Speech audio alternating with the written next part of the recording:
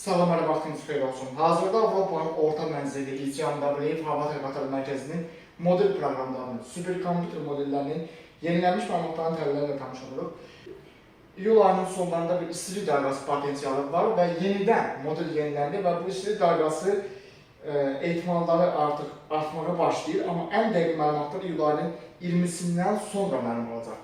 Bugünkü tələblər əsasən İyul ayının 20-sində Bakı-Abşeron-Sumqayıt arasında şimal külələrinin güclənməsi nəticəsində qısa müddətli bir Abşeronda nisbətən hava şəraiti sərin olacaq. Lakin artıq iyul ayının 21-i axşam 22-sindən başlayaraq havanın temperaturu artmağa başlayacaq.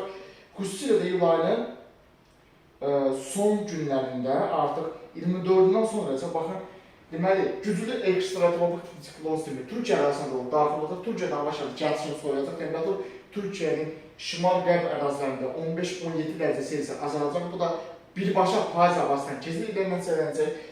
Lakin Qafqazın cənubu Azərbaycan arasında isə antisiklon tipli sistemin inkişafı nəticəsində antisiklonun artıq Qafqazın cənubu Azərbaycan arasında daxil olması gözlənilir.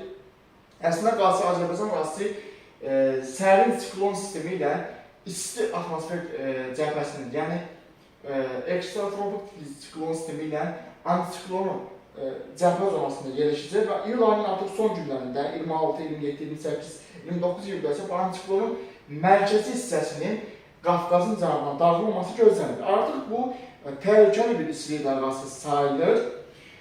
Yenə deyirəm, iyul ayının 20-sindən sonra artıq dəqiq məlum olacaq, amma yəni bugünkü göstəricidə bunu göstərir ki, bir əməlli başlı bir istiləşmə potensialı var iyul ayının son günlərində.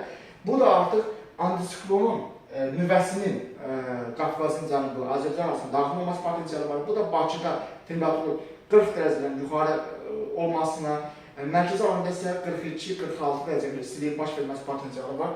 Yəni artıq indidən siqnalları alıram və artıq əhali artıq iyul ayının sonlarında bir istilik dalğasına hazırlaşmalıdır. Belə görünür ki, bu iyul ayının sonlarındakı istilik dalğası yay dövrünün 2026-cı ilin yayının sonuncu güclü istilik dalğası olacaq. Artıq iyul ayının 31-i avqust ayının 1-nə keçən, isə avqust ayının 1-ində, avqust ayının 1-ci həftəsi ərzində, baxın, burada bir sərin hava axınlarının, baxın, Rusiyanın qərbindən avqust ayının 1-də ekstratropik siklon sisteminin artıq Qafqazın şimalından, Qafqazın cənubuna müdaxiləsi gözlənir. Bu da, yəni artıq iyul ayının son günlərdə istilik dalğası olsa da avqust ayının ilk günlərində bir hava şəraitində sərinləşmə potensialı var. Bakı ərazisi üçün ansambl modelinin yenilənmiş məlumatların təhlillərlə tanış oluruq. İyul ayının 31-i və avqustun 1-nə qədərki dövr götürülür. Yəni yaxın 15 gün ərzində Bakıdakı maksimal temperatur həddi göstərilir. İyul ayının 20-sində Bakıda bir günlük bir sərin hava olacaq. Bu da şimal küləklərin güclənməsi nəticəsində başda sarı və narıncı xəbərlərə uyğun bir şimal küləkləri əsəcək. İyul ayının 20-sində bir sərin hava kütləsi gözlənilir. İyul ayının, baxın, burada 22-sindən başlayaraq havanın temperaturu artmağa başlayacaq, amma əsas istiliyin hiss edilməsi iyul ayının 25-i, 26-sı, 27-sində olacaq. İyul ayının 22-sindən 27-sinə qədər güclü bir istilik dalğası potensialı var. İyul ayının 28-dən, deməli, iyul ayının 31-nə qədər istilik dalğası davam edəcək. Yəni, ümumi götürsək, artıq temperaturun pik həddi iyul ayının, deməli, 2026-cı ilin yay dövrünün ən isti günləri iyul ayının 26-sı və 27-sində Bakıda gözlənilir. Yəni 35 dərəcədən yuxarı 40 dərəcəyə yaxın bir istilik olacaq Bakıda iyul ayının 25-26-27-sində. Mərkəzi alanda isə iyul ayının 25-26-27-sində 42-46 dərəcədə istilik baş verə bilər. Amma bu da 3-4 günlük bir istilik olacaq. Davamlı bir 40 dərəcədən yuxarı temperatur potensialı hələ ki zəif bir ehtimaldır. Amma buna artıq bir istilik dalğası deyə bilərik. Avqust ayının ilk günlərində temperaturda azalma potensialı var. Bu barədə yenilənmiş məlumatlar kanalda yayınlanacaq. İyul ayının 19-u və 20-sində Bakıda şimal küləklərinin güclənməsi nəticəsində Bakıda iyul ayının 19-u və 20-sində narıncı xəbərdarlığa, sarı və narıncı xəbərdarlığa uyğun bir küləyin güclənməsi gözlənilir. Bu da Bakıda hava şəraitinin artıq 2 günlük bir sərinləşməsi ilə müşahidə ediləcək. Yəni 19-20 iyul tarixində şimal küləkləri, əslində 20 iyulda şimal küləklərinin Bakıda narıncı həddə qədər güclənməsi potensialı var. Yəni iyul ayının 19-unda başlayan şimal küləkləri, iyul ayının 19-undan 20-sinə keçən gecə Bakıda, Abşeron-Sumqayıt və Maşinət Respublikalarında artıq güclü bir şimal küləyi əsəcək. Yəni narıncı və sarı xəbərlərə uyğun bir küləyin güclənməsi gözlənilir. Bu da Bakıda bir müvəqqəti sərnişin yaradacaq. Lakin iyul ayının artıq 21-i, 22-sindən başlayaraq hava temperaturu yüksəlməyə başlayacaq. Çünki antisiklon sistemi aktiv olacaq Azərbaycan ərazisində Bakıda. Orta troposferdəki atmosfer təzyiqi sistemlərinə baxanda proses haqqındakı məlumatları sizə çatdırmağa çalışıram. Deməli, iyul ayının 19-u və 20-sinə keçəcək, iyul ayının 20-sində. Baxın, burada sərin atmosfer cəhbəsi ilə bir antiksiklonun cəhbə zonasında Azərbaycan ərazisi Bakı qalacaq. Burada Bakıda şimal küləklərinin güclənməsinə səbəb olacaq. Bu, orta troposferdəki siklon olan antiksiklonlardır. Dəniz səviyyəsində isə şimal küləkləri başda güclənəcək. Orta troposferdə isə, yəni troposferin 4, 5, 6 km hündürlüyündə isə bir cənub-qərb axınları ilə şimal-qərb axınlarının deməli, cəhbə zonasında Azərbaycan ərazisi yerləşəcək. Yəni, Azərbaycanın Böyük Qafqaz, Kiçik Qafqaz, Gəncə Qazaxda, Dağlıq Şirvanda lokal bir şimşək leysan potensialı var. Ola bilsin ki, Bakıdan da bir buludlar keçə bilər, amma bayağı dəqiq deyil. Amma nağd olaraq iyul ayının 19-u və 20-sində Bakıda şimal küləklərinin güclənməsi gözlənilir. Deməli, Bakıda iyul ayının bir daha bildirirəm, 19 və 20-sində şimal küləklər güclənəcək və iyul ayının 19-undan 20-sinə keçən gecə 20 iyul günün birinci yarısında Bakıda şimal küləklərinin artıq sarı və narıncı kod dərəcəsinə belə güclənməsi gözlənir. İyul ayının son günlərində, deməli, antisiklonun təsiri ilə Azərbaycan ərazisində hava temperaturunun xeyli yüksəlməsi, Bakıda maksimal temperatur iyul ayının son günlərində Bakıda müsbət deməli 35-40 dərəcədən yuxarı bir temperatur gözlənilir.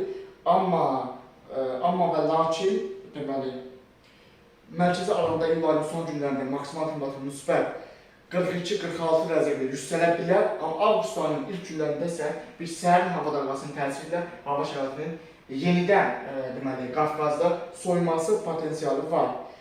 Deməli, iyul ayının bir daha bildirirəm, 19-u və 20-sindən keçən gecə 20 iyul gündüz saatlarda Bakıda bir güclü şimal küləkləri əsəcək. Bu da kifayət qədər bir sarı və narıncı xəbərlərə uyğun bir bəzi ərazilərdə ağacların və yüngül konstruksiyaların deməli, zərər görməsini, aşmasına səbəb ola bilər. Bu barədə yenilənmiş məlumatların təbliğləri deməli, yayınlanacaq. Amerikanın CFS modeli var. Bu İSAMW modelinə yaxın bir modeldir. Bir daha bildirilən bu QFS deyil, CFS modelidir. Uzun müddətli modeldir. Və İSAMW modelinə yaxın bir göstəriciləri olduğu üçün tez-tez bu modellə istinad edirəm. Deməli, Azərbaycan ərazisində iyul ayının son günlərində antiksiklon sisteminin aktiv inkişafı gözlənilir və bu antiksiklonun Azərbaycanda, Qazaxıstanda, Xəzər ölkəsi ölkələrində və Sibir arasına doğru yayılması potensialı var. Yəni kifayət qədər iri bir, geniş bir antiksiklon sistemi gözlənilir ki, əməlli başlı bir isti dalğasına səbəb olacaq. Amma avqust ayının ilk günlərində hava şəraitinin Qafqazın cənubu Azərbaycanda kəsikin dəyişilməsi potensialı var. Baxın, burada bir artıq atmosfer təsirində azalma olacaq. Burada Qafqazda da ciddi bir kəsikin, yəni isti dalğasından sonra bir kəsikin dəyişikliyə səbəb ola bilər. Bu barədə yenilənmiş məlumatlar kanalda yayınlanacaq. Avqust ayının baxın birinci 10 günlüyündə əməlli başlı bir sərt bir sistemin Qafqaza müdaxiləsi ehtimalları var və bu proseslər artıq hava şəraitinin bir faizə bənzər bir şəkildə soyulmasına səbəb olacaq. Deməli, Amerikanın CFS modeli bir daha bildirirəm. CFS modeli deməli, bu Azərbaycan arasında yaxınlaşan bir avqust ayının birinci və ikinci 10 günlük ərzində tez-tez bir ekstratropik siklon sisteminin aktiv inkişafını göstərir. Bu sistem avqust ayının birinci və ikinci 10 günlüyündə Qafqaz arasında yaxınlaşacaq və Qafqazda bir deməli, ekstratropik siklon sisteminin sol qolu ilə, yəni qərb qolu ilə bir sərin havanın şimaldan Qafqazın cənubuna doğru daşınması potensialı var. Bu da kifayət qədər ciddi bir hava dəyişikliyindən səbəb olacaq. Baxın, kifayət qədər geniş bir sistem olacaq. Əməlli başlı bir soyuma potensialı var. Yəni, mənim bu çox illik təcrübəm və bu modellərin göstəriciləri bunu göstərir ki, deməli, avqust ayı iyul ayı kimi isti keçməyəcək. Azərbaycanda bir qədər tez-tez hava şəraitinin dəyişilməsi potensialı var. Bu barədə yenilənmiş məlumatların təbliğləri kanalda yayınlanacaq. Deməli, Avropanın İSAMW, Avropanın orta mənzilli hava dalğaları mərkəzinin superkomputer modeli iyul ayının son günlərində deməli, ciddi bir istilik dalğası və antiklon bloklanma göstərir. Amma mənə maraqlı olan budur ki, bu antiklonun deməli, Qafqazdan keçməsi ehtimalları var. Amma bu antiklonun mərkəzi hissəsi, bloklanmanın əsas gücü Sibir ərazisində, Qərbi Rusiyada, Ural ərazilərində olacaq. Əgər antiklonun mərkəzi gücü Uralda olacaqsa, bu şəkildə baş verərsə, bu Azərbaycanda bir istilik dalğasından sonra hava şəraitinin gəlsin dəyişilməsi ilə nəticələnə bilər. Yəni, bu sistemi izləmək lazımdır. Bu istilik dalğasından sonra qəfil bir hava dəyişikliyi potensialı var. Bu da təqribən iyul ayının 31-dən sonra avqust ayının 1-ci və 2-ci 10 günlük ərzində Qafqazda bir kəskin dəyişiklik potensialı var. Yəni, bu riskləri nəzərə almaq lazımdır.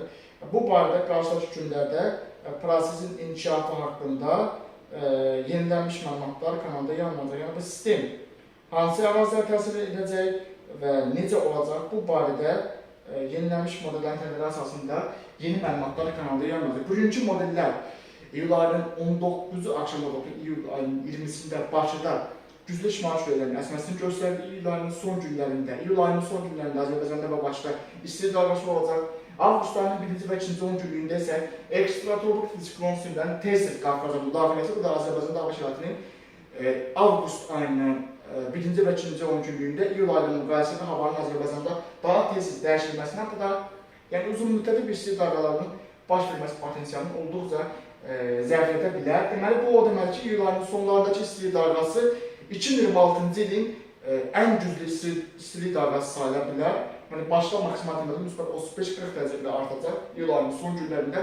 Yəni, avqust ayında artıq temperaturun 40 dərəcə ilə başda çatması potensialı olduqca zəif bir ehtimaldır. Ümumiyyətlə, bu barədə yenilənmiş məlumatlar kanalda yayınlanacaq.